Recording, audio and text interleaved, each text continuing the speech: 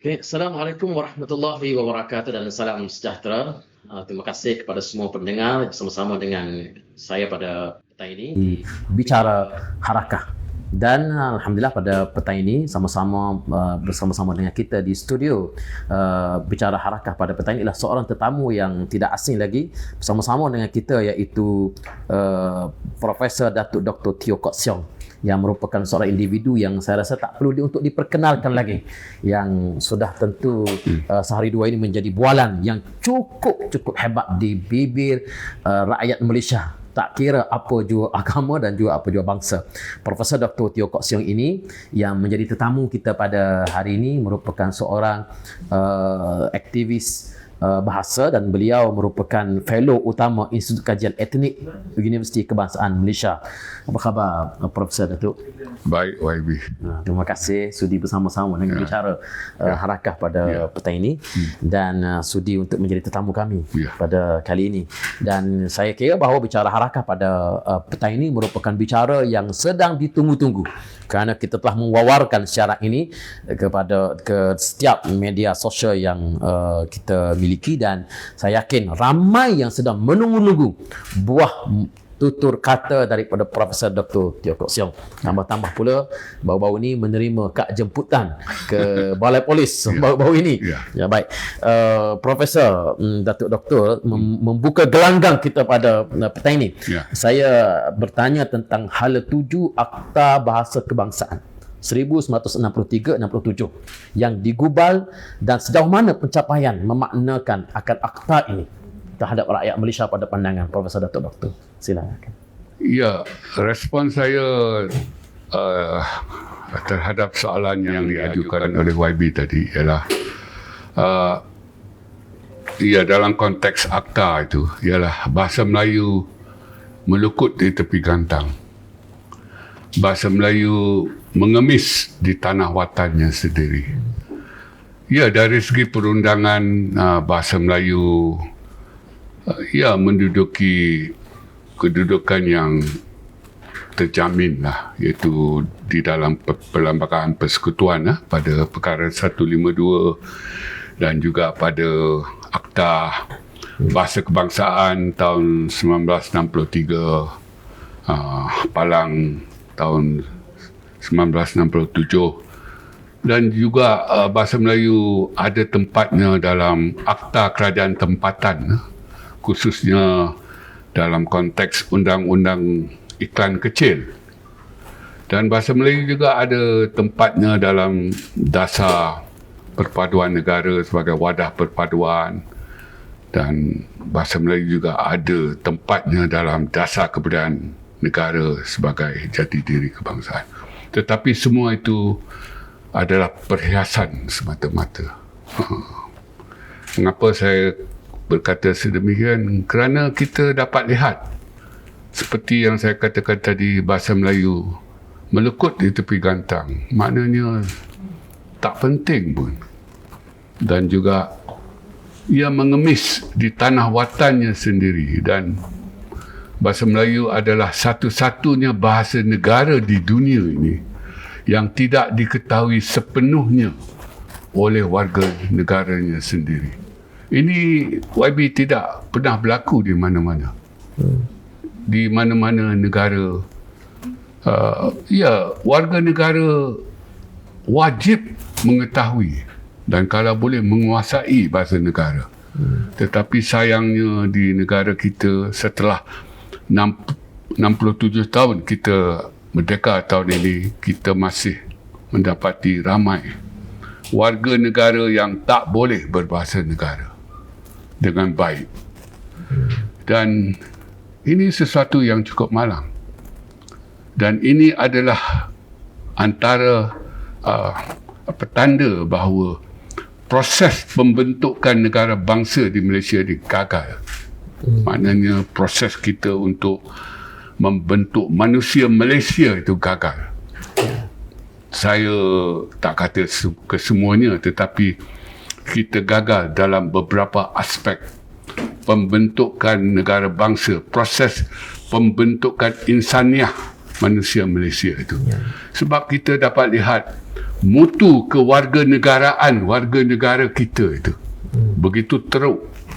Ada yang tak boleh berbahasa Melayu langsung, sedangkan bahasa Melayu adalah bahasa negara kita.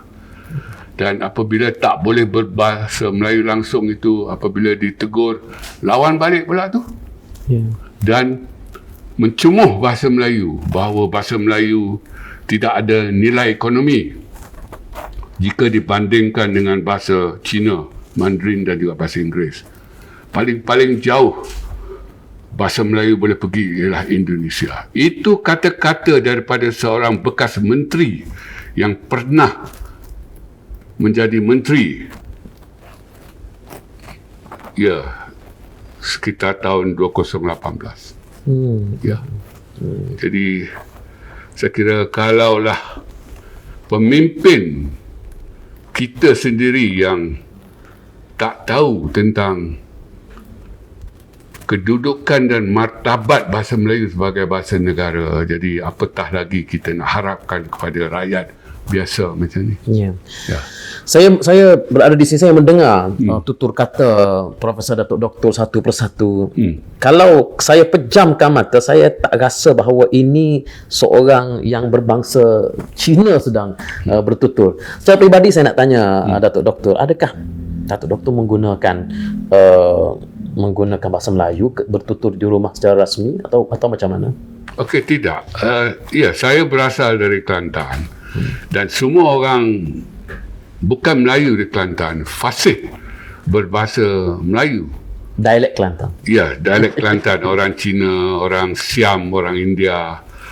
Dan bahasa Melayu itu adalah antara bahasa orang bukan Melayu di Kelantan. Ya. Kalau Cina di Kelantan, sesama Cina mereka berbahasa Melayu dialek Kelantan. Tidak ada kekok pun. Kalau di luar Kelantan, di Kuala Lumpur ni, kalau Cina, sesama Cina berbahasa Melayu, it is very un-Chinese. Un-Chinese. Yes, sesuatu yang pelik dipandangnya, biar betul kau ni. Jadi saya kira saya bertutur di rumah itu dalam bahasa Inggeris sebab isteri saya Cina Kantonis. Saya Cina Hokkien. Jadi bahasa Hokkien dengan bahasa Kantonis itu dua bahasa yang berbeza. Kalau tak belajar, tak boleh faham memahami. Jadi kami bersekolah Inggeris dan sudah tentu sekali-sekala bercakap bahasa Melayu. Jadi dalam keluarga saya ada 2 orang anak. Bahasa kami ialah bahasa Inggeris dan bahasa Melayu. Bagi isteri saya, bahasa beliau secara keturunan bahasa Kantonis. Saya bahasa Hokkien. Kedua-dua anak saya tak boleh berbahasa Cina, sama ada Kantonis ataupun Hokkien, sebab kami tak ajar. Kami berbahasa Inggeris. Okey. So jadi apabila saya Profesor Datuk Doktor menyatakan bahawa proses pembinaan negara bangsa di Malaysia ini dalam konteks bahasa sudah gagal. Tapi Datuk Doktor juga melihat menyebut tadi bahawa di Kelantan orang yang bukan Melayu bercakap dalam bahasa Melayu. Adakah itu bermaksud bahawa proses pembinaan negara bangsa di Kelantan itu yang berjaya? Kalau itu jawapannya, sebenarnya apa rahsianya di Kelantan itu yang berjaya dibandingkan dengan tempat-tempat yang lain? Di Kelantan itu wujud proses asimilasi. Dan di Kelantan itu bukan Melayu itu hanya merupakan 4% saja. Majoritinya Melayu. Dan di Kelantan walaupun ada orang Cina, ada orang Siam, orang India, rata-rata orang bukan Melayu di Kelantan ini memandang tinggi kepada, rata-rata orang-orang bukan Melayu di Kelantan itu memandang tinggi kepada orang Melayu Kelantan. Mereka menganggap orang Melayu Kelantan orang Melayu yang berkebolehan. Ada tukang mas Kelantan. Di Kelantan itu ada tukang mas orang Melayu. Jadi di tempat-tempat lain tak ada. Kan? Kalau Di Kelantan ada tukang perak Melayu, tukang emas Melayu. Dan kalau kita di Kelantan itu, kalau nak baiki rumah, kita panggil orang Melayu. Dan jadi dalam situasi sebegitu, asimilasi itu berlaku. Maknanya orang bukan Melayu itu sanggup mengidentifikasikan diri mereka dengan orang Melayu itu dengan kadar yang lebih. Sedangkan di luar, di sini orang-orang bukan Melayu didapati begitu enggan untuk beridentifikasi dengan bangsa Melayu yang merupakan penduduk asal, majoriti dan dominan. Itu bezanya. Jadi kalau di Kelantan, proses asimilasi itu wujud, dan di mana-mana pun YB, asimilasi itu adalah jawapannya kepada penyatu paduan yang betul-betul tulen yang berlaku di Kelantan. Saya sangat tertarik dengan kata-kata Datuk Profesor Dr. Maknanya kita sering menyebut bahawa kita berasaskan kepada integrasi dan asimilasi. Kalau kita menyebut tak asimilasi, kita kata di Indonesia, di sana dia asimilasi. Begitu juga di negara-negara yang lain. Jadi bermaksud di sini pada pandangan Datuk Doktor bahawa kita nak tak nak, kalau kita nak kepada penyatuan bangsa, penyatuan perpaduan rakyat Malaysia, kita kena bergerak kepada asimilasi. Ya, tidak ada jalan lain. Ya, kita dapat lihat di Indonesia dan di Thailand itu kan, orang-orang Melayu di selatan Thai itu, mereka dipaksa ataupun dengan sendirinya mereka berintegrasi ke dalam masyarakat Thai itu, sehingga kan nama-nama mereka pun perlu ditukar. Mungkin YB masih ingat seorang bekas setiausaha ASEAN, arwah Dr. Surin Pitsuan. Ya. Itu Melayu Selatan Thai, tetapi kerana asimilasi, beliau terpaksa menukar nama kepada nama Sanskrit, dan bahasa Sanskrit adalah bahasa agama Buddha. Maknanya kita boleh lihat pembentukan negara bangsa di Thailand, di Indonesia. Malah kita satu-satunya negara di Asia Tenggara ini yang memilih integrasi. Yang lain semua memilih asimilasi. Dan integrasi itu sebenarnya jauh lebih ringan tuntutannya daripada asimilasi. Tetapi dalam keadaan sedemikian pun kita dapat lihat setelah 67 tahun kita merdeka, yang bukan Melayu ni belum bersedia. Kalau bahasa baguslah. Kalau bahasa tak bagus, enggan berintegrasi ke dalam struktur-struktur sosial Melayu. Kita ambil bahasa Melayu saja.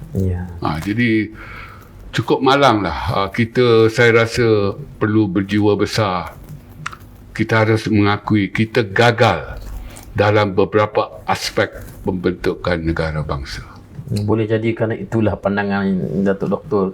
Nama Datuk Doktor disebut di dalam Dewan Rakyat dan dinyatakan sebagai lupa daratan dalam Dewan Rakyat, tetapi dia telah ditarik balik dengan arahan Tuan Speaker. Tapi jarang-jarang nama individu disebut dalam Dewan Rakyat ni. Jadi artinya Datuk Doktor bahawa kalau kita nak kata kita perlu bergerak kepada asimilasi, soal kebimbangan sebahagian daripada rakyat kita ialah bila berlakunya asimilasi ini, ia akan menggugat agama. Ia akan menggugat soal agama. Jadi apa pandangan Datuk Doktor? Sebab kita nampak dia tidak berlaku pun di Indonesia, di Thailand, dia tidak melibatkan soal agama pun dalam soal asimilasi ini. Tidak. Kita dapat lihat bagaimana Cina di Kelantan itu, khususnya Cina peranakan yang tinggal di kampung Melayu itu. Mereka masih Cina kan dari segi nama rasmi mereka, dan mereka menganut agama Buddha dan sebagainya. Dan kalau kita lihat di Melaka itu, Baba Nyonya di Melaka itu kan, mereka berasimilasi dengan Melayu, dan mereka sudah kehilangan bahasa Cina mereka. Yang di Kelantan itu tak hilang lagi. Jadi kalau di Melaka, Baba Nyonya telah kehilangan bahasa Cina mereka, dan mereka mengambil bahasa Melayu, dialek Baba sebagai bahasa ibunda mereka. Mereka menerima kesenian Melayu, dondang sayang, pandai berpantun. Mereka masih Cina kan? Ya. Jadi saya kira asimilasi ini mungkin tidak difahami sebaik-baiknya lah oleh mereka yang takut kepada asimilasi ini. Ya, sudah tentu kalau ada asimilasi, Cina di Malaysia ini sebagai contoh, mesti ada unsur Melayu di dalam diri mereka. Ya. Sebab ini tanah Melayu. Ya. Ada tuannya. Jadi kalau Cina, Malaysia ni berhijrah ke Australia dan tinggal di sana sudah 2-3 generasi, sudah pasti mereka ada elemen Australia itu dalam diri mereka. Jadi mengapa mereka tak tolak elemen Australia? Mereka bangga menerima elemen Australia. Mengapa di Malaysia mereka nak tolak elemen Melayu? Mereka tak bangga dengan elemen Melayu. Jadi saya kira banyak persoalan yang kita hadapi lah. Adakah sebenarnya ia berpunca daripada, dengan maaf saya menyebut, adanya perasaan memandang rendah kepada orang-orang Melayu? Walaupun tidak semua, tapi adakah ia wujud sebenarnya? Itu tak dapat dinafikan sebab bangsa Cina ni adalah bangsa yang sombong budaya Cina. Mereka amat sombong. Dalam erti kata mereka bangga sebab budaya Cina ni berusia 5,000 tahun dan tak pernah terputus. Ya. Jadi utuh sifatnya. Dan dalam sosialisasi Cina ni, ya, kita selalu diberitahu kita bangsa yang hebat. Dan dengan itu kalau kita hebat, yang lain-lain tak hebat. Jadi penghinaan itu berlaku secara sedemikian. Jadi kita hebat, yang lain-lain tak hebat. Kita rajin, yang lain-lain sebaliknya. Jadi ini sesuatu yang disosialisasikan dalam kalangan orang Cina. Ya, mungkin mereka tidak mahu mengaku, tetapi saya kira itulah hakikatnya lah. Mereka tahu bahawa sosialisasinya sebegitu, dan ia secara turun-temurun lah, bahawa kita tak seperti bangsa A, kita tak seperti bangsa B. Dan dalam konteks Cina peranakan di Kelantan itu, kami dihina oleh Cina bandar. Ya, Cina lebih totok. Ya, kami dihina. Maksud Cina bandar itu Cina di Bandar Kota Baru. Ya, itu Cina yang lebih tulen lah. Ya, betul. Cina yang lebih tulen. Jadi Cina peranakan ni Cina kampung yang makan nasi pun dengan tangan. Dengan budu. Makan budu, dan minta maaf lah, cebok pun, mandi pagi, semuanya Melayu. Jadi dihina oleh Cina yang lebih tulen itu, dan bahasa Cina kami Hokkien itu pun dipengaruhi dengan syaratnya oleh dialek Melayu Kelantan dan bahasa Siam Kelantan. Jadi dalam kita bercakap Cina tu banyak perkataan Melayu Kelantan yang kita gunakan. Jadi kami dipandang hina oleh Cina yang lebih tulen itu. Dan kami Cina peranakan ni, kami memandang hina kepada Siam Kelantan. Siam ni tak macam kita, dia teruk dan sekian-sekian. Padahal kita dekat dengan Siam sebab kita beragama Buddha. Ketik di Kelantan ada 20 buah, kan? Dan ketik tu siapa punya? Siapa yang uruskan? Siam, kan? Jadi budaya pandang rendah ni adalah satu budaya yang biasa dalam masyarakat Cina sebab kami diajar kami superior lah. Gitu, ya.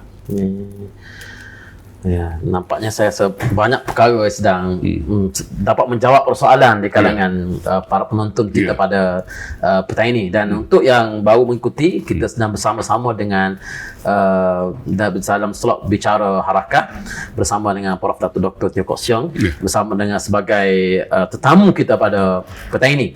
Dan topik kita sebenarnya ialah berkenaan dengan pemberkasaan bahasa Melayu. Tetapi saya nak masuk kepada topik yang agak kontroversi disebut pada hari inilah berkenaan sekolah vernacular. Jadi boleh Profesor memberikan komentar apakah di sana adanya perbezaan standard bahasa Melayu di sekolah kebangsaan berbanding dengan sekolah vernacular? Ya, sudah tentu. Sukatan pelajaran untuk subjek bahasa Melayu ataupun dipanggil bahasa Malaysia itu tidak sama di sekolah jenis kebangsaan dengan yang di sekolah kebangsaan, tidak sama. Jadi di sekolah jenis kebangsaan sukatan pelajaran subjek bahasa Melayu itu jauh lebih rendah. Dan pernah ada usaha daripada kerajaan untuk menyeragamkan sukatan pelajaran itu untuk disamaratakanlah. Mungkin yang di sekolah kebangsaan itu yang tinggi itu diturunkan sedikit, yang di sekolah jenis kebangsaan itu dinaikkan sedikit supaya ada pertemuan di satu-satu tahap itu. Tetapi itu dibantah dan ditolak habis-habisan oleh pemimpin-pemimpin Cina, aktivis pendidikan Cina. Dan bahasa Melayu itu tidak dikuasai dengan baik oleh sebahagian besar pelajar-pelajar Cina di sekolah vernacular itu. Dan kerajaan sedar dan kerajaan cuba perbaiki keadaan itu dengan kita menambah waktu pendidikan itu. Dan adakah ia berkesan? Tak berkesan sebab ditolak. Maknanya ada 6 waktu dan kita nak tambah 3 waktu lagi. Itu pun di tahap 2, darjah 4, 5 dan 6. Bukan kita nak tambah di darjah 1, 2 dan 3 kan. Barangkali murid-murid itu terlalu kecil lagi.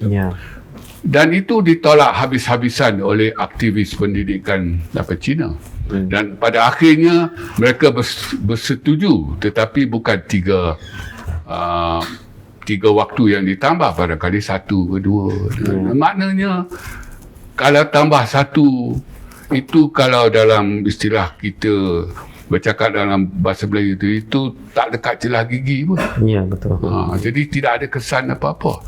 Jadi selalunya bila ada cadangan untuk memperbaiki mutu penguasaan bahasa Melayu di sekolah vernacular itu, ia akan cuba tidak diterima lah. Dan alasannya selalu semua itu akan menghakis identiti sekolah Cina. Jadi saya kira kita ada masalah lah. Maksudnya Dr. Profesor, walaupun kita tambah masa pembelajaran bahasa Melayu pun ia tidak akan menyelesaikan masalah. Ia perlu balik kepada asimilasi yang disebut tadi. Mereka perlu balik rumah, bercakap, bertutur dengan keluarga, bergaul dengan masyarakat, barulah mereka boleh menguasai bahasa Melayu. Ya, itu tak dapat dinafikan. Asimilasi adalah satu-satu caranya untuk penyatupaduan yang jauh lebih baik. Dan ini terbukti di Indonesia, di Thailand, di semua negara di Asia Tenggara kecuali di Malaysia. Singapura macam kita juga integrasi, tetapi untuk pendidikan Singapura tidak menggalakkan dan membenarkan integrasi. Di Singapura ada hanya satu sistem persekolahan, satu aliran saja. Dan vernacular di Singapura wujud dalam bentuk komponen 1-2 mata pelajaran saja, bukan dalam bentuk sekolah seperti di Malaysia. Jadi ini bermaksud bahawa kalau kita mahu melihat berlakunya perpaduan dalam negara kita pada hari ini, pada pandangan Datuk Doktor sendirilah, kewujudan sekolah vernacular itu sendiri pun sepatutnya tidak wujud di Malaysia? Sepatutnya tidak ada lah, sebab tidak ada di mana-mana di dunia ini yang ada orang Cina ada sekolah vernacular yang dibiaya oleh kerajaan. Tidak ada. Hanya di Malaysia saja. Maknanya kalau di Thailand mungkin ada sekolah vernacular, tetapi tidak dibiaya oleh kerajaan, swasta saja. Tetapi di negara kita, atas persetujuan kita dalam kontrak sosial, maka kita membenarkan wujudnya sekolah vernacular ini, dan ia bertambah-tambah menjadi 1/5 daripada jumlah sekolah di negara kita itu.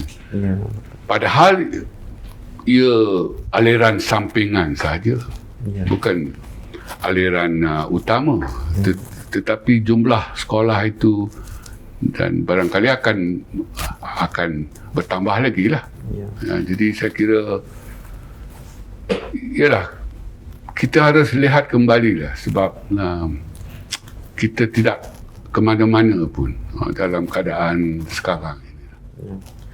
Topik ini sebenarnya, Datuk Doktor, merupakan topik yang saya kira sangat sensitif di kalangan masyarakat Cina. Dan saya yakin kalau video ini keluar, barangkali akan mendapat reaksi daripada pelbagai pihak sebenarnya. Tetapi tak nak kita kena bercakap dari sudut realitinya. Begitu. Cuma sebagai seorang yang berbangsa Cina, apakah sebenarnya yang sangat dibimbangi oleh masyarakat Cina apabila mereka mempertahankan sekolah vernacular ini, sehingga kalau kita sebut bab sekolah vernacular ini, terutama dalam pengalaman saya dalam Dewan Rakyat, rakan-rakan kita daripada ahli-ahli parlimen yang berbangsa Cina, mereka akan memberikan reaksi yang agak tidak senang. Sudah tentu didorong oleh pengundi-pengundi sendiri, rakyat mereka mahu melihat begitu. Jadi apa yang sangat dibimbangkan ini kalau ia berlaku tidak wujudnya sekolah vernacular? Ya, masyarakat Cina Malaysia ni adalah masyarakat etno-linguistik, etno-bahasa. Ini bermakna bahasa itu adalah perkara yang paling penting dalam budaya mereka, bukan agama. Ini berbeza dengan orang Melayu Malaysia. Orang Melayu Malaysia ini adalah kelompok bukan etno-linguistik ataupun etno-bahasa. Mereka adalah kelompok etno-agama.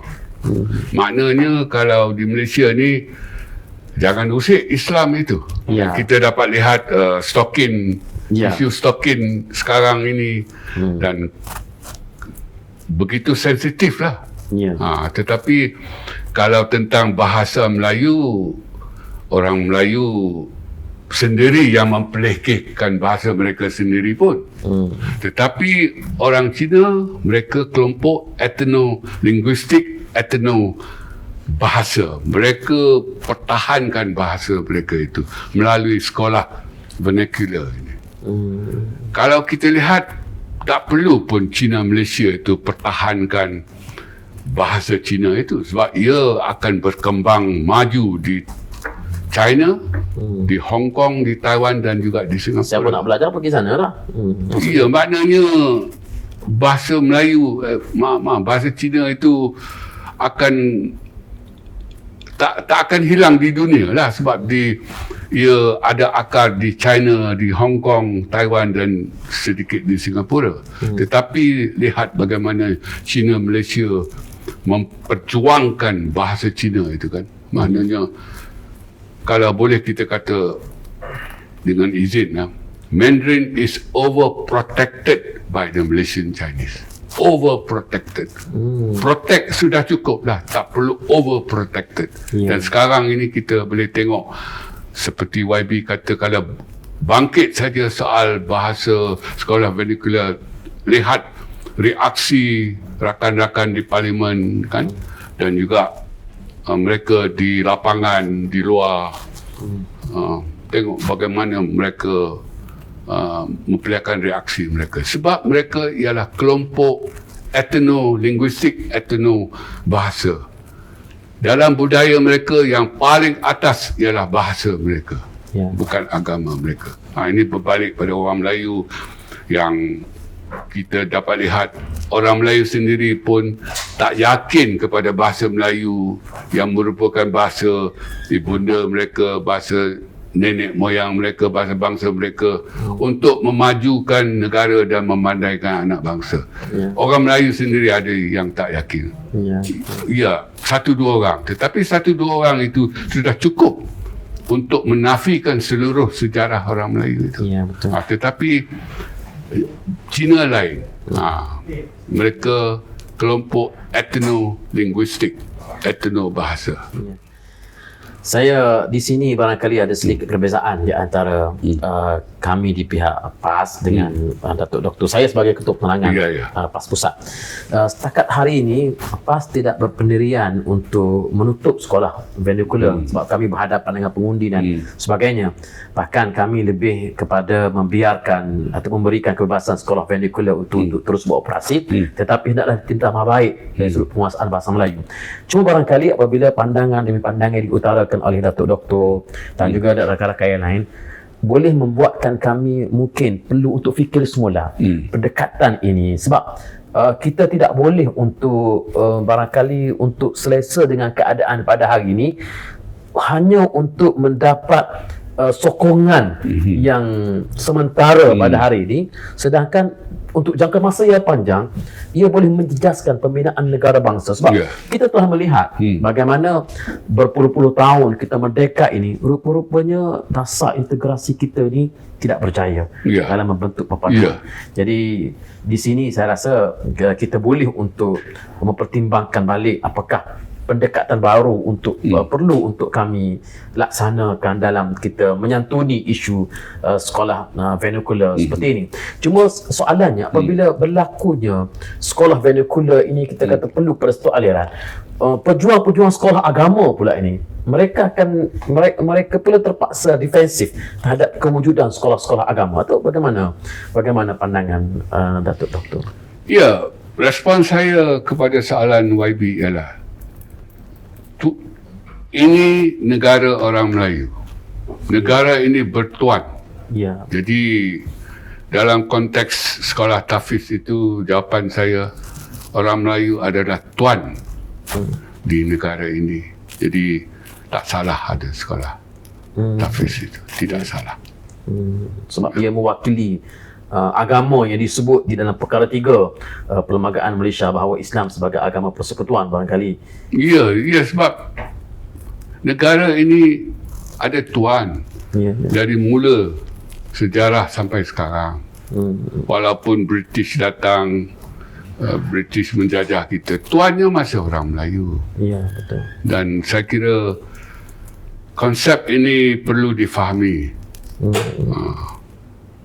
Dan apabila orang Melayu itu tuan, sekarang ini majoriti, dominan dan penduduk asal, maka saya kira sangat-sangat adil untuk beberapa aspek kemelayuan dan keislaman itu diletakkan sebagai keutamaan, maksudnya. Diletakkan sebagai keutamaan dan berkembang lebih daripada yang lain-lain. Sebab negara ini bertuan. Saya ucapkan terima kasih kepada Datuk Doktor yang beberapa kali menyebut bahawa negara ini ada tuan dan tuannya ialah orang Melayu. Kerana ungkapan itu sebenarnya sukar untuk disebut hatta oleh orang Melayu sekalipun. Mereka rasa bahawa ungkapan itu boleh menyebabkan orang lain terasa hati dan sebagainya. Saya pinjam ungkapan itu dan saya sebut dalam Dewan Rakyat. Baru-baru ini kita mencelah ucapan Ketua Bangkan. Dan saya sebut nama Datuk Doktor di dalam Dewan Rakyat bahawa ungkapan itu satu ungkapan yang sepatutnya dihargai oleh orang-orang Melayu. Cuma barangkali di sisi orang Melayu ini mereka rasa bahawa ungkapan itu, sebab orang Melayu ni dia ada satu budaya menjaga hati. Dia ada budaya menjaga hati, dia bimbang ataupun orang lain terasa dan sebagainya. Jadi dia rasa bahawa ungkapan itu boleh menyebabkan perasaan orang lain boleh tergoris. Jadi soalan saya, bolehkah sebenarnya ungkapan itu diterima oleh orang-orang bukan Melayu sebenarnya? Sepatutnya tidak ada masalah. Mereka minoriti di negara ini. Jadi bagi saya, jadilah kelompok minoriti yang baik. Ya. Be a good minority. Ya. Itu hakikat kan. Terima sajalah. Mengapa nak diherotkan fakta sejarah itu? Ya. Dan bila kita kata Melayu adalah tuan di negara ini, maknanya mereka memiliki negara ini, dan ini boleh dilihat dari segi sejarah, dalam buku-buku sejarah ataupun sejarah penjajah kita. Apabila mereka datang menjajah kita, mereka menganggap Melayu adalah penduduk asal dan pemilik negara ini. Jadi saya kira kelompok minoriti ini harus sedar diri bahawa mereka minoriti, dan jadilah minoriti yang baik. Seperti saya. Masuk bakul angkat sendiri. Bakul yang baik. Ya, ya, betul. Jadi sebenarnya sudah 40 minit kita bersama, dan saya rasa sudah banyak isu-isu yang dilontarkan oleh Datuk Doktor tadi. Cukup banyak sebenarnya untuk kita jadikan sebagai suatu panduan dalam kita menentukan sikap kita dalam memperkasakan bahasa Melayu. Sebelum kita berakhir, saya beri peluang kepada Datuk Doktor untuk mengungkapkan apa lagi yang berbaki untuk Profesor Datuk Doktor untuk ungkapkan dalam aspek memperkasakan bahasa Melayu. Ya, saya kira dalam aspek memperkasakan bahasa Melayu dan juga dalam aspek sumbangan saya ke arah pembentukan negara bangsa yang lebih berjaya, saya kira saya ada amanah ilmu, YB. Saya ada amanah ilmu, jadi saya perlu berkongsi ilmu yang saya ada itu untuk membina negara tercinta ini, untuk membina insan yang bernama bangsa Malaysia itu. Jadi dalam saya berjuang itu sudah tentu perjalanan yang tidak sebegitu mudah lah. Tapi saya masih tetap melakukan apa yang patut dilakukan, dan saya akan lakukannya selagi hayat di kandung badan. Ya. Terima kasih Datuk Doktor Profesor Datuk Doktor Teo Kok Siong yang telah mengakhiri slot kita pada petang ini dengan ungkapan yang sangat baik. Kenapa beliau melaksanakan usaha ini dan pendidikan ini? Kerana beliau mempunyai amanah ilmu. Sebagai seorang yang pejuang bahasa Melayu, mempunyai pengalaman pendidikan dan juga latar belakang yang cukup panjang dalam perjuangan bahasa Melayu ini. Saya fikir itu ungkapan yang paling bermakna untuk kita. Amanah ilmu yang perlu untuk dijaga, dan tekad beliau untuk berjuang sehingga ke akhir hayat bagi memastikan bahawa bahasa Melayu ini dapat terus diperkasakan sesuai dengan bangsa Melayu sebagai bangsa yang sepatutnya menjadi tuan kepada tanah Melayu yang kini bergelar sebagai Malaysia. Sama-sama kita renungkan dan sama-sama kita jadikan sebagai iktibar dan teladan kepada kita. Terima kasih kepada Datuk Doktor sudi bersama-sama dengan kami pada kali ini. Saya harap ini bukan kali terakhir bersama-sama kami di Bicara Harakah. Terima kasih kepada tuan-tuan sekalian, saudara, para pendengar yang sedang melayari kita secara live pada kali ini, dan terima kasih sudi bersama-sama dengan kami, dan kita jumpa pada sesi yang akan datang. Assalamualaikum warahmatullahi wabarakatuh dan salam sejahtera.